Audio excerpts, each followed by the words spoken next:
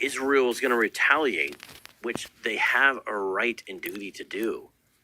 And it's as if, you got people over there in the DSA saying ceasefire, as if Israel's not supposed to. What is Israel supposed to do? Yeah, it's messy. It's not good.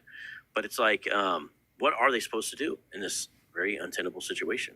What are they supposed to do? Yeah. Now, look, urgently call all Christians to pray. Christians pray for real. But I like this because it's not just for the peace, it's for the salvation. Salvation.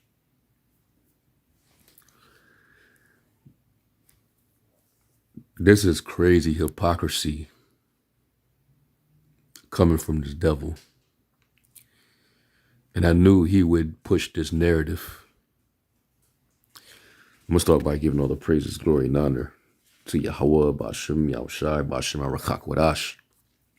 Double honors to the elder apostles and bishops of the great millstone that rule well. Peace, blessings, and salutations. Until all fully like tabernacle of David scattered abroad throughout the four corners of the earth. Now, I'm not going to make this a long video, but I'm actually glad he actually did this live covering this topic, because it just reveals what we already knew. All right, he's pro-Israel, and he's pushing a Zionist narrative. All right, he's pro-Zionist Israel, because we know that's exactly what's in control of this whole situation, including Hamas. Now, he's pushing the doctrine of vengeance. But, when we get seen or heard talking about vengeance in the scriptures and how the Lord's going to come back and he's going to bring vengeance upon the nations for what he did to his people Israel, the so-called Negro, Latino, Native American, then we're pushing extremism. We're pushing hate. This is radical Hebrew Israelism. Well, what is he pushing here? If he's co-signing what they're doing over there to Gaza, co-signing the ethnic genocide in the name of what? This is supposed to be vengeance. What happened to letting the Lord take vengeance? What happened to vengeance is mine, I will repay? What happened to I will not trust in my bow, neither can my sword save me? It's like certain scriptures, precepts go out of the window unless they're going to use the same scriptures that we use to back up how the heathen are going to get their recompense. Maybe he's going to use the same scriptures to use to justify what the Israeli state is doing. This is sheer hypocrisy.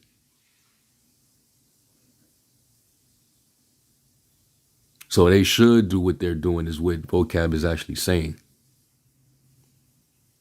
And it make all the sense in the world. It's because he's one of them. He's a straight plant, man.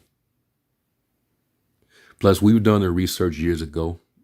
Right? You look up his last name, Reeser. The origins trace back to the German Ashkenazis. All right. So he's definitely one of them. I thought, watching this live that he would have brought balance to it, but he's not going to hold them. He's not going to hold them to no type of accountability, no scrutiny, no nothing. He's pushing the pro-Zionist controlled narrative that they've been the ones that's been treated with all this, inhumanity, and they've been all under this one-sided attack.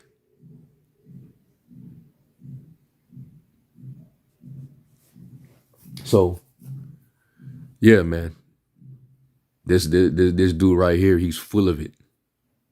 And I remember issuing a challenge to him years ago that he still has yet to take up. Why do you never scrutinize the Talmud? There's never been a time where you've ever took a lie, because you scrutinize everything else.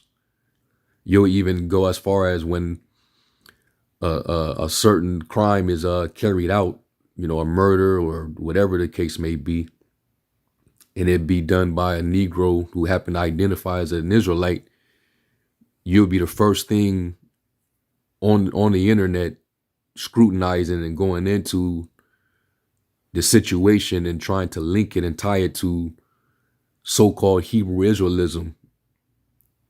And you'll say that, you know, it's the doctrine that we teach that's influencing these events.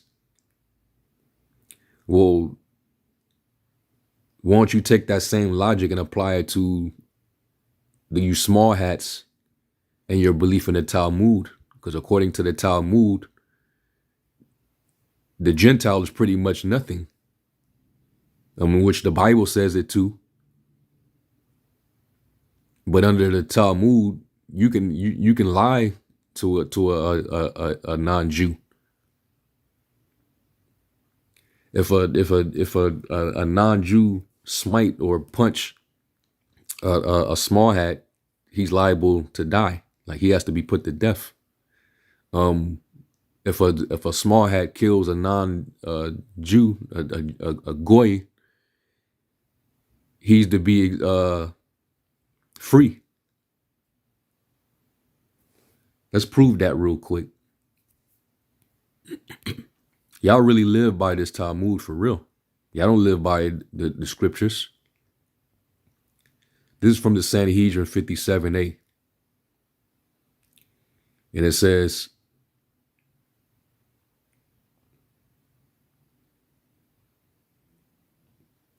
right here, it says, the Gemara answers, you know, this is basically an explanation, because the Tana wanted to teach in the letter clause that if a Jew does so to a Gentile, it is permitted. You know, y'all can rob a non-Jew. This is according to the text. Y'all can study this for yourself, man. I've done lessons on this. He taught in the former clause that if a Gentile does one of these, it is prohibited. You know, robbery, murder. If the Bereta were to state that if a Gentile does so, he is liable, if it's like it would have to state that if a Jew does so to a Gentile, he is exempt, because this is the opposite of liable.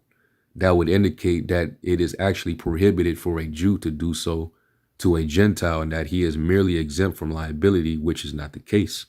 Therefore, the word prohibited is used with regard to a Gentile. Therefore, this does not prove that a Gentile is exempt from capital punishment. All right, it says, the Gemara challenges, but wherever there is liability for capital punishment, this Tana teaches it as it is taught in the first clause. With regard to bloodshed, if a Gentile murders another Gentile, or a Gentile murders a small hat, he is liable. If a Jew murders a non-Jew, a goy, a Gentile, he is exempt. Evidently, the term liable is used in the Bereta. All right, so basically this excuses you if you take out a non-small hat. All right, but Vocab, he wouldn't dare to scrutinize this. Well, he's over there supporting what they're doing over there right now, and saying that you should pray for these people while they're dropping bombs on targets, all right, that may be filled with women and innocent women and children. Hey, it's the typical Edomite way, all right, to justify slaughter and murder and genocide in the name of their belief system and their religion. You know, the same way they justify genocide and enslaving the Native Americans here in the States in the name of Christianity. You know, imagine, you know, them settlers and, the Europeans coming over here and forming a relationship with the natives of this land, and then out of nowhere they just start to say, nah, we ain't satisfied with this. We want to extend our land, even though you had no business over here. And then in the name of your religion, the papacy, you can actually come over here and you can impose your imperialism and colonize the land and kill off the people and push out a narrative of propaganda against them to justify going in and taking their land from them. That's exactly what they did to the Gadites, the Reubenites, Issacharites, all the tribes that were already over here. So Vocab, he will have no issue with that because he's doing the same by not scrutinizing the Zionist Israel, the government. All right. He would be all right with that. Now let me get a quick scripture. Proverbs 17 and 15, it says, he that justifieth the wicked and he that condemneth the just, even they both are abomination to the Lord. Vocab, he's an abomination. He wouldn't dare scrutinize them. All right, now all of a sudden you pushing vengeance. Unbelievable. But hey, it's beautiful that this happened, and you're revealing your hand, that you're really a plant. You're one of them, disguising yourself as this hero, superhero, apologist Christian. But then in the same note, you teach replacement theology, which should be considered anti-Semitic, but you don't push it in regards to them. You only push it in regards to the Hebrew Israelites. So you are a complete phony, man. All right? And you're telling on yourself. Psalm 68, it's like, yeah, Psalm 68. No, Psalm 64 and 8. And it says, so shall they make their own tongue to fall upon themselves. All that see them shall flee away. Your tongue is only falling upon yourself. Now you're going into, pro-Israel narrative, reading all this information. All these attacks, they've been trying to destroy us. And you going into that, and you want your fellow Christians to pray for them and be on their side.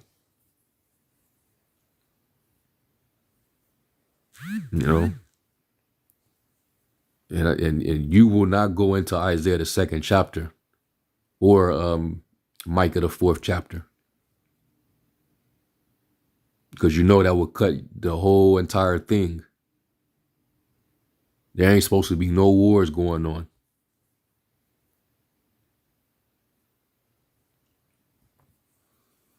So, yeah, it's coming out, man. And I suspect brothers are gonna jump on this. They're gonna point everything out. This is literally, all right. Psalms 83. Edom first on that list. Ishmael, Amalek, they all are on that list. They all are enemies. So that's why we're not taking no side. All right. They were all complicit in the transformation and selling of the Hebrew Israelites. All right. The transatlantic slave trade, the sub-Saharan slave trade, the Arabs, the Hamites, they were all in on it. The small hats, they funded it. They funded the ships. And a lot of them owned slaves. And we're not going to forget that. See, it's interesting that y'all can bring out the so-called history, which is all altered, fake. Is not true history because it's all one-sided. But it's convenient for you to bring out these things, these alleged things that they did to you to justify what they're doing to them now. But when we go into the history, it's something else. And it's not godlike, it's evil, it's hate, it's this, it's that.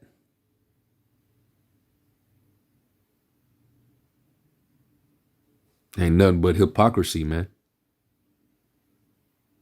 But everything is coming to light, like the Lord said.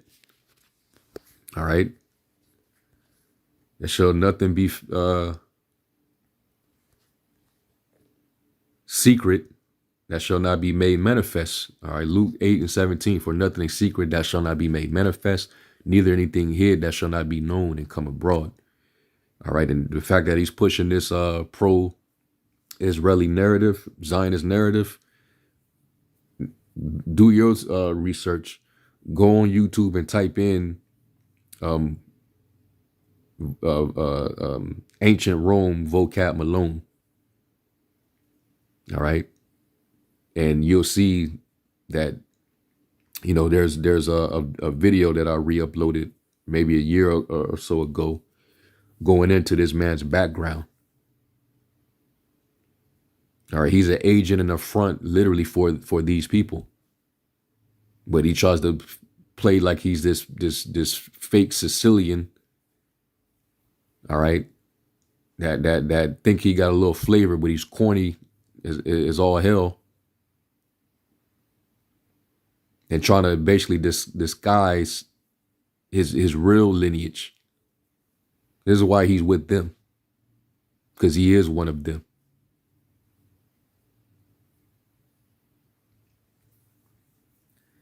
So, like I said, I wasn't going to make this a long video, but, I just want to have a few words on this.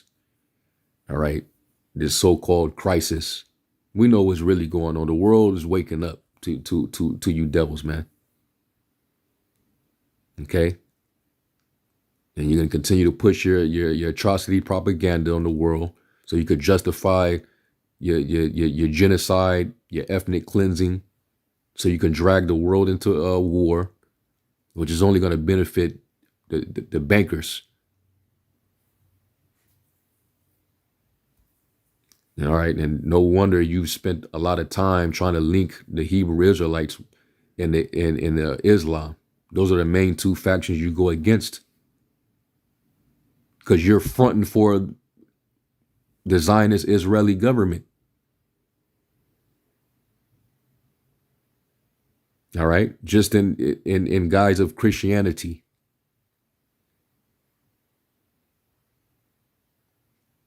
And we're not ignorant of Satan's devices, yo. We know who you all are.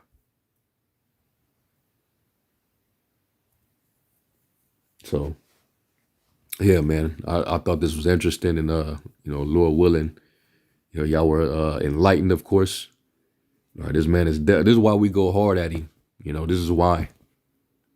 He tries to attack our doctrine. Well, look at what he supports.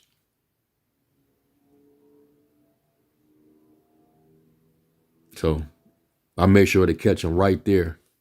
All right, where he's basically justifying their attacks right now. This is supposed to be their vengeance.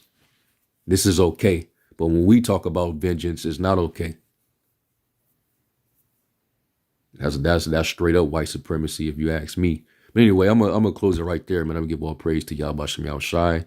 And to the next lesson, Shalom.